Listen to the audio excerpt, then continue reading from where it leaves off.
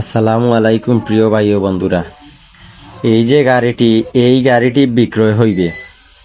আপনারা যদি কেনার ইচ্ছুক হন তাহলে স্ক্রিনে দেওয়া নাম্বারে যোগাযোগ করবেন অথবা মেসেঞ্জারে যোগাযোগ করবেন আমার সাথে। এই গাড়িটি সম্পূর্ণ ফ্রেশ।